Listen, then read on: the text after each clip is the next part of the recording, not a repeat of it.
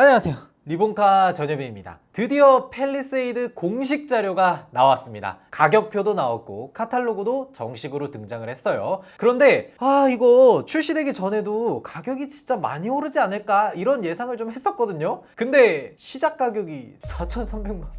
아니 2.5 터보 가솔린 시작 가격이 4,300만 원이 말이야? 예전에 팰리세이드 딱 처음 나왔을 때 가격이 얼마였냐면 익스클루시브 기준으로 3,475만 원이었어요. 그러니까 단 5년 만에 900만 원이 오른 거야. 자동차가 풀체인지를 한 번 했는데 1,000만 원 가까이 올랐어요. 아니 아무리 기술이 추가되고 전장도 조금 더 커지고 했다지만 1,000만 원은 좀 심한 거 아니야? 심지어 하이브리드에 캘리그라피 풀옵션을 넣으면 6,200부터 시작이에요. 물론 7인승이긴 하지만 아니 6,200이라고? 6,200만 원이면 G80에다가 파퓰러 패키지 넣은 차를 살 수 있는 돈이에요. 깡통도 아니야. 와 이거 가격이 너무 많이 올랐는데? 그래서 오늘은 제가 이 팰리세이드 신형 도대체 어떻게 사야 가성비 좋게 살 수 있는지, 제가 생각하는 추천 트림은 뭔지 이런 것들 한번 알아보도록 하겠습니다.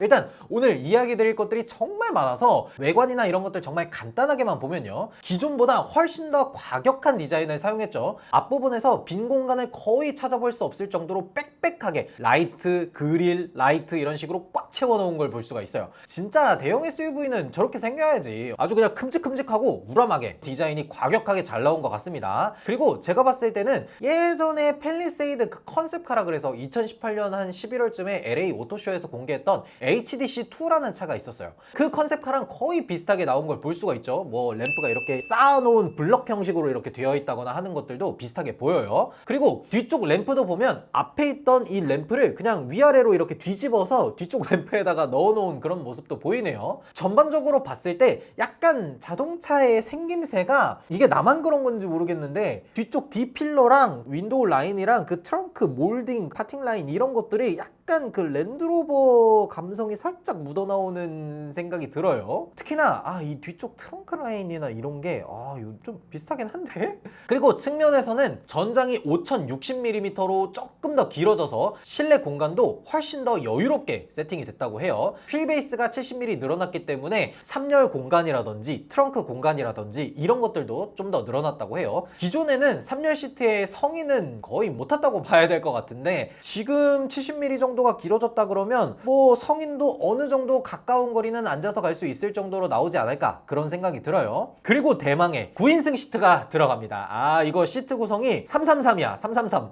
이거 옛날에 그 우리가 봉고차 뭐 이스타나 이런 데서 볼 수 있을 법한 시트 구성이죠. 운전석과 조수석 사이에 시트 하나가 딱 있는 거, 이거 진짜 많이 했는데 솔직히 여기에 못 앉죠? 네. 저 여기에 꽤 많이 앉아서 갔었는데 실제로 이 시트가 진짜 불편하고, 사람이 여기 앉으면 운전자가 너무 불편해. 그렇기 때문에 사실 이게 사람이 타라고 만들어 놓은 건 아니고 어떻게든 버스 전용 차선 운행하게 만들려고 노력한 거겠죠. 어쨌든 저는 이 시트 구성만 놓고 보면 사실 7인승이 훨씬 더 마음에 들긴 하는데 대부분의 분들이 9인승을 선택을 하겠죠. 실내 구성이나 이런 것들을 보면 1열 인테리어는 최신 현대자동차의 콕핏이 적용됐다, 이런 생각이 들어요. 이 브라운 시트를 보고 있으면 G90에서 봤던 거랑 좀 비슷한 그런 느낌이 살짝 들어요. 이 디스플레이를 전체적으로 감싸는 듯한 이 대시보드가 그런 느낌이 들게 만드네요. 그리고 뭐 컬럼식 기어 시프터나 뭐 터치식 공조장치 이런 것들도 들어갔고요. 확실히 기존 팰리세이드, 그러니까 9형 같은 경우에는 출시된 지도 좀 오래된 차라서 옛날 느낌이 좀 많이 나긴 했는데, 신형은 이거 실내 인테리어 구성, 외관 정말 새로운 차가 나왔다라는 느낌을 뿜뿜하게 줍니다. 그리고 엔진 구성도 많이 바뀌었죠. 기존에는 3.8 자연흡기 가솔린, 거기다 2.2 디젤 이렇게 나왔었는데 이런 것들 싹 다 사라졌습니다. 지금은 2.5 터보 가솔린 하나, 그리고 2.5 터보 하이브리드 하나 이렇게 나왔어요. 2.5 터보 가솔린 같은 경우에는 출력이 281마력으로 나왔어요. 기존의 3.8L 자연흡기 가솔린 출력이 295마력이었는데 그것보단 조금 작긴 합니다. 근데 저는 개인적으로 이 14마력 정도 포기하고 연간세금 100만원 내던 거 60만원으로 줄면 아니 그게 훨씬 더 낫지 않나? 연비도 똑같아요. 20인치 휠에 투휠 드라이브 기준으로 7인승 선택하면 복합 연비가 9km/L로 똑같습니다. 물론 3.8L 자연흡기 가솔린이 6기통의 감성이 있다 뭐 이렇게 얘기는 하지만 연간 40만원씩 10년 정도 타면 400만원이나 차이가 나는데 이런 것들을 생각하면 저는 오히려 2.5 터보 가솔린이 좀 더 나은 거 아닌가 그런 생각이 들어요. 그 다음으로는 2.5 터보 하이브리드가 나왔는데 2.5 터보 하이브리드는 훨씬 더 괜찮죠. 출력은 261마력으로 2.5 터보보다는 살짝 낮기는 합니다. 근데 이거는 출력 위주의 세팅이 아니라 연비 위주의 세팅이기 때문에 다소 출력이 줄어든 것 같긴 해요. 하이브리드 같은 경우에는 엔진 출력이 다가 아니죠. 모터를 결합해서 사용하기 때문에 모터 출력도 봐줘야 돼요. 모터 같은 경우에는 카니발에 들어갔던 54kW급 모터를 사용했고 여기에다가 6단 자동 변속기를 넣어줬어요. 개인적으로는 8단 자동 변속기를 넣어줬으면 참 좋겠다는 생각을 했는데 거기까지는 안 들어간 것 같습니다. 그래서 시스템 합산 출력은 총 334마력이 나온다고 해요. 야, 이거 이 정도면은 현대자동차에서 제일 출력이 센 자동차인데? 제네시스 빼고요. 제네시스는 3.5 터보 가솔린이 380마력이 나오니까 그거는 빼고 현대자동차에서 나오는 모든 차량 중에서 출력이 가장 높은 것 같아요. 여튼 출력 자체는 대단한데 이게 연비가 어떻게 나올까? 이게 조금 궁금하긴 합니다. 왜냐면 공인연비 인증을 못 받아서 아직 빈칸으로 나와 있긴 합니다. 근데 현대자동차 보도자료 말로는 한 번 주유로 1000km를 넘게 간다고 해요. 이거는 어차피 저희가 나중에 서울, 부산 왕복하면서 트립 연비 테스트, 실연비 테스트 뭐 다 알려드릴 테니까 그 영상 기대해 주시면 좋을 것 같아요. 그리고 하이브리드에는 여러모로 좀 특화된 기능들이 들어간다고 합니다. 1.65kWh 배터리가 들어가서 다른 하이브리드 차량이 보통 한 1.2에서 1.4 정도 들어가는 것보다는 좀 더 큰 배터리가 들어갔고 여기에다가 V2의 기능도 사용할 수 있다고 해요. 아니 근데 배터리가 1.65kWh인데 V2의 기능이 전기차처럼은 안 되겠죠. 왜냐면 전기차 같은 경우에 V2의 아울렛을 보면은 최대 출력이 3.6kW까지 나오게 설정이 돼 있어요. 근데 솔직히 1.65kWh가 들어가 있는 배터리에다가 이거를 안전마진 다 남겨놓고 사용할 거고 최대 출력이 그래봤자 뭐 80%까지 충전했다가 많이 써봤자 한 20%까지 남겨놓고 쓸 텐데 그런 것들까지 감안해 보면 3.6kW급 최대 출력이 나오게 설정을 할 것 같진 않고요. 그냥 일반적으로 우리가 사용하는 뭐 그래봤자 한 1kW 이내 요 정도에서 출력을 좀 제한하지 않을까 그런 생각이 들어요. 그리고 스테이 모드라 그래서 전기차처럼 시동을 안 건 상태로 최대한 오랫동안 공조장치를 사용할 수 있게 그렇게 만들었다고 해요. 기존 하이브리드 대비해서 새롭게 들어간 기능들도 많고 뭐 이런 것들은 좋아 보이네요.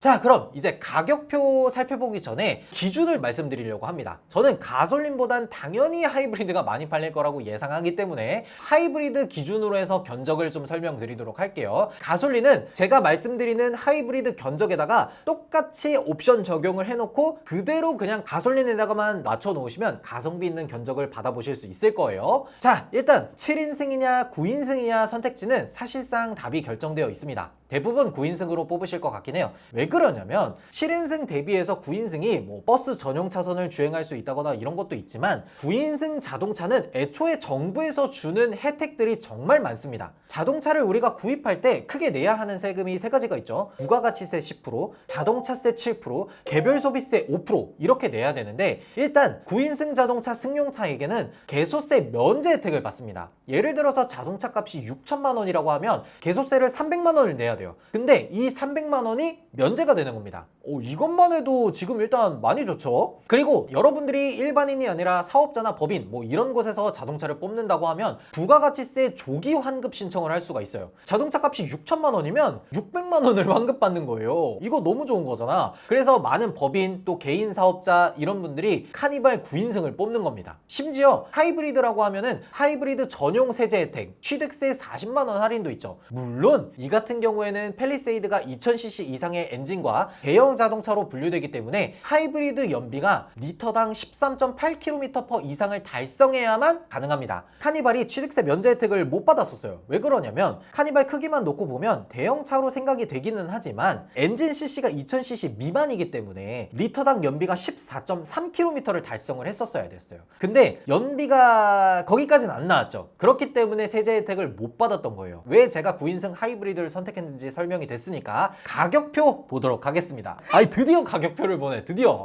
빨리 한번 보도록 할게요. 일단 가장 기본 트림 익스클루시브는 4,982만 원입니다. 아직 세제 혜택 가격이 나오지는 않았지만 위에 말씀드린 것처럼 감면 요소가 좀 크기 때문에 실제 가격은 이것보다는 다소 좀 감소된 가격이라는 거, 이거 좀 감안하면서 보시면 될 것 같아요. 어떤 주요 옵션들이 들어가냐? 일단은 안전 탭에서 봤을 때 차로 유지 보조 2, 스티어링 휠 그립 감지 센서, 그리고 HD1까지는 기본으로 들어갑니다.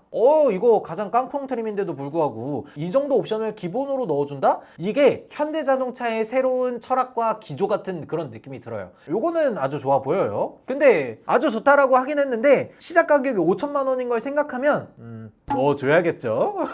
외관에서는 기본적으로 18인치 휠이 들어가고 뭐 LED 램프라든지 이런 것들은 다 기본적으로 들어가긴 하네요. 근데 이거 살짝 아쉽다. 디지털 클러스터가 안 들어가고 4.2인치짜리 LCD가 들어간다고 합니다. 여기에다가 바늘 계기판이 결합이 돼서 들어가는 건데 이거 실제로 보면은 이게 조금 그렇거든요. 디지털 클러스가 좀 좋긴 해요. 근데 이거는 옵션으로 추가할 수 있으니까 조금 이따가 말씀드리도록 할게요. 그래도 뭐 1열 통풍 시트라든지 이런 것들 기본적으로 들어가고 2열 열선 시트까지 들어갑니다. 뭐 이거는 구형에서도 그랬으니까 당연히 그래야겠죠. 편의에서 보면은 100W C타입이 곳곳에 들어간다고 합니다. 근데 이게 생각보다 가격이 좀 되는 옵션이거든요. 왜 그러냐면 요즘 뭐 중국에서 들어오는 충전기가 워낙 많다 보니까 포트 4개, 5개 합쳐가지고 100W급 충전기예요. 뭐 이렇게 얘기하는데 그런 거 아닙니다. 그냥 단일 포트에서 100W급을 뽑아주려면 보통 가격이 한 3, 4만 원 정도로 꽤 많이 올라가요. 그렇기 때문에 이런 100W급 충전기를 차량 곳곳에 넣어준다는 걸 생각하면 나름 괜찮게 구성했다고 볼 수가 있겠죠. 그리고 다른 옵션으로는 키를 가지고 멀리 떨어지면은 자동으로 차가 잠기는 워크 어웨이 락 이런 기술들도 들어가고요. 인포테인먼트 쪽에서 보면은 12.3인치 내비게이션이 기본으로 들어가고 스피커도 뭐 8개로 뭐 나쁘지 않은 구성이라고 생각이 됩니다. 여기에다가 추가 옵션으로 보면은 뭐 현대 스마트 센스라든지 컴포트가 들어가 있기는 하지만 저는 개인적으로 익스클루시브에다가 133만 원짜리 현대 스마트 센스 딱 하나 넣고 타면 진짜 가성비 있게 탈 수 있는 옵션이지 않나 그런 생각이 들어요. 왜 그러냐면 이 현대 스마트 센스가 HDA2 거기에다가 12.3인치 디지털 클러스터가 들어가거든요. 이 정도면은 필수적인 옵션들 딱 들어가는 진짜 괜찮은 옵션이지 않나 그런 생각이 들어요. 물론 컴포트 옵션이 133만 원으로 똑같이 있기는 한데 운전석 시트에 뭐 전동 럼버 서포트나 전동 트렁크도 들어가 있긴 하지만 근데 내가 진짜 가성비 좋게 산다고 하면 사실 저건 좀 사치 아닌가? 라는 생각이 살짝 들죠. 근데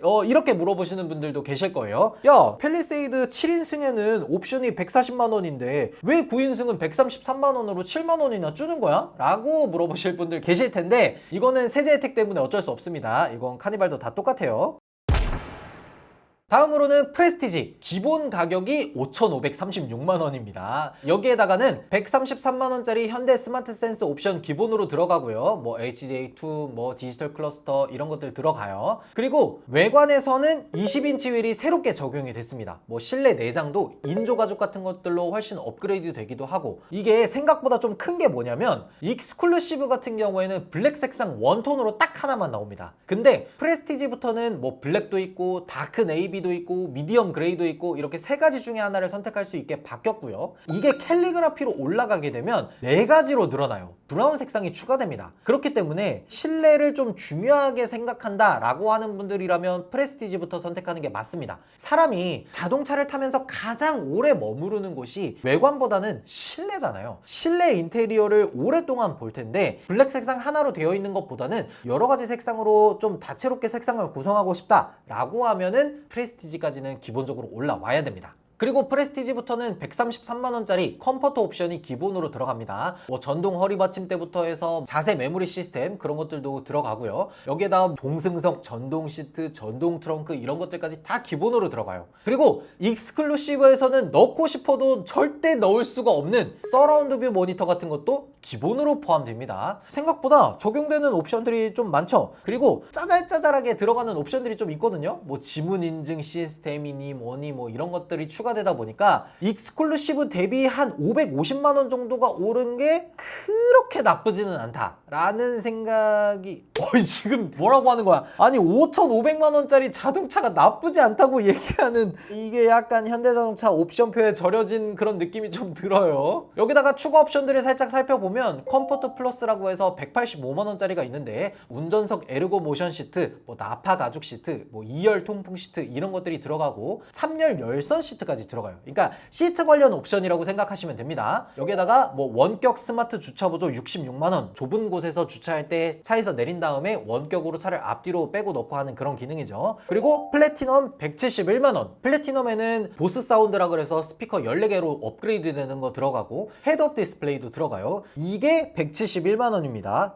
조금 비싸게 느껴지긴 하는데 근데 이 다음 캘리그라피를 보시면 별로 그렇게 비싼 건 아니었구나 라고 생각이 드실 겁니다.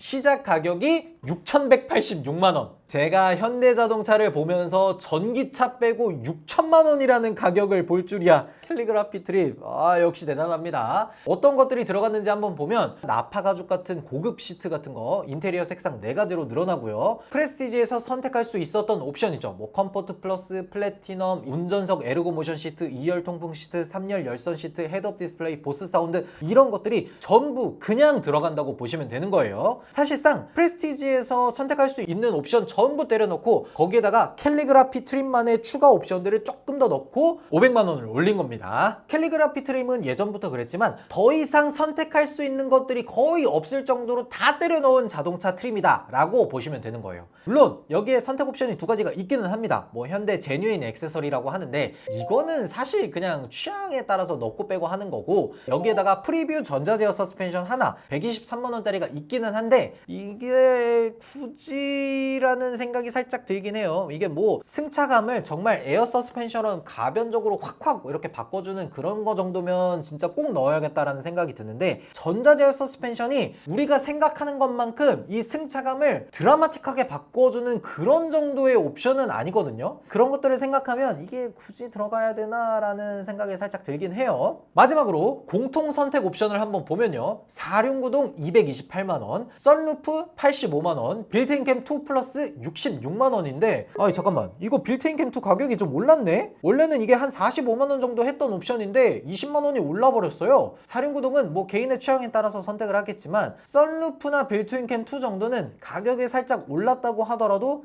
좀 넣어야 되지 않나 그런 생각이 들긴 합니다. 드디어 다 봤다. 이제는 제가 추천드리는 가성비 옵션 말씀드려 봐야겠죠. 팰리세이드 하이브리드 기본 가격이 5천만 원으로 다소 좀 비싸게 책정되었기 때문에 진짜 제 솔직한 마음으로는 익스클루시브에다가 현대 스마트 센스 넣고 빌트인 캠 2 딱 요렇게 넣어서 5,300만 원에 뽑으면 정말 좋을 것 같다는 생각이 들어요. 여기에다가 뭐 세제 혜택 받고 이런 것 저런 거 하면은 진짜 좀 저렴하게 뽑을 수 있겠죠. 근데 대부분의 분들이 익스클루시브로 안 뽑을 것 같아. 그래서 저는 조금 더 대중적인 선택을 좀 해보자면 익스클루시브는 조금 아닌 것 같고요. 프레스티지 등급을 선택한 다음에 썬루프 85만 원, 빌트인 캠 2 플러스 66만 원에서 5,680만 원에 뽑는 게 제가 추천드리는 가성비. 아니 가격이 5,700만 원인데 이게 가성비라고 해야 되는 거야? 어쨌든 제가 추천드리는 옵션은 요렇게 넣는 게 제일 구성이 좋아 보이긴 합니다. 추가 옵션 뭐 있기는 한데 포기하는 게 좋아 보여요. 그거 넣을 거면은 그냥 캘리그라피 트림으로 가시는 걸 추천드립니다. 굳이 프레스티지를 선택할 필요는 없어 보여요. 어쨌든 제가 추천드리는 트림 이렇게 한번 만들어 봤는데 만약에 나는 하이브리드 아니고 가솔린을 원해 라고 하시는 분들이라면 제가 하이브리드 트림에서 똑같이 추천드린 것처럼 가솔린 9인승에다가 그대로 적용을 해보면 프레스티지 4,936만 원 거기다가 옵션 2개 더해서 5,087만 원이 나옵니다. 야 이거 하이브리드랑 가격 차이가 600만 원이 나네? 이게 600만 원 차이면 하이브리드를 가야 되나 싶기도 한데 연비나 세제 혜택 이런 걸 생각하면 또 하이브리드를 가야 될 것 같기도 이게 진짜 어렵긴 하네요. 오늘 이렇게 팰리세이드 신형 가격표 한번 쭉 보고 그리고 제가 추천드리는 옵션표, 구성, 트림 이런 것들 한번 쭉 말씀드려 봤는데 만약 여러분들이라면 이 팰리세이드를 어떻게 뽑을지 그리고 과연 팰리세이드 하이브리드 구매할 만한 자동차인지 이런 것들도 달아주시면 좋을 것 같아요. 지금까지 저는 리본카 전유빈이었습니다. 감사합니다.